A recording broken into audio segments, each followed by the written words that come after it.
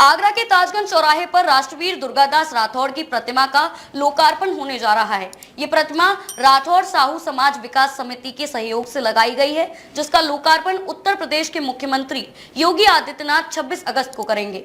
देखिए, पुरानी मंडी ताजगंज चौराहे पर राष्ट्रवीर दुर्गादास राठौड़ जी की एक बहुत ही विशाल और भव्य प्रतिमा लगी है और पूरे राठौड़ समाज ने ये आपसी सहयोग से ये प्रतिमा लगी थी 10-12 साल पहले, लेकिन किन्हीं परिस्थितियों में से उसका लोकार्पण नहीं हो पाया था।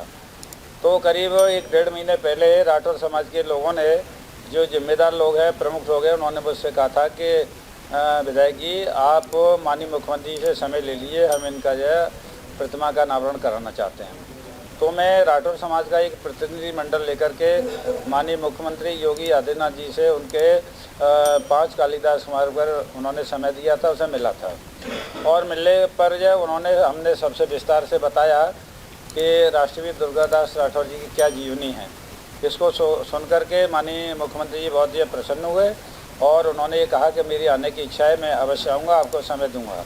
तो माननीय मुख्यमंत्री ने 26 अगस्त का जो समय दिया है, माननीय मुख्यमंत्री जी इसमें आ रहे हैं और जैसे ही ये सूचना जो राठौड़ समाज को मिली है, उन्होंने बहुत खुशी महसूस कर रहे हैं, प्रसन्नता का विषय है।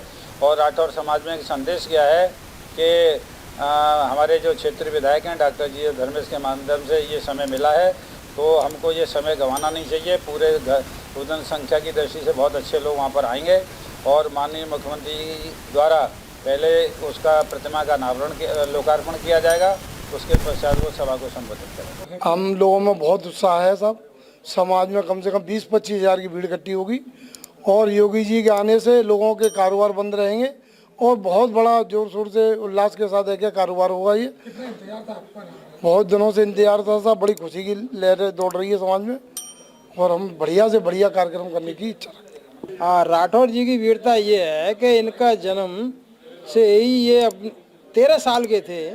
जब 13 साल के थे उस समय इन्होंने अपने खेत में कुछ चरवाहे घुस आए थे ज़बरदस्ती, उनसे मना किया तो उन्होंने माने नहीं। जब माने नहीं तो उन्होंने उस गर्दन की, वो ऊँट की गर्दन काट दी। ऊँट की गर्दन काट दी तो सिपाही इनको लेकर के दरबार में ले गए राजा जसवंत सिंह के यहाँ। जब राजा जसवंत सिंह के यहाँ ले गए तो उसी दरबार में इनके पिताजी आस्करण जी थे। आस्करण जी सेनापति थे। अब उन्होंने कहा कि पिताजी तो वहाँ हैं ही, लेकिन उनका डर ना होते हुए भी इन्होंने अपना अपराध स्वीकार किया कि हाँ, मैंने इनका ऊँट का सिर इसलिए काटा था कि ये हमारी फसल को नुकसान पहुँचा रहे थे। उन्होंने कहा कि तुमको डर नहीं लगता कि तुमको दंड मिलेगा। उन्होंने कहा मैंने जब इनको अनैतिक कार्य करने से रोका, जब नहीं माने तब मैंने उसकी गर्दन काटी थी।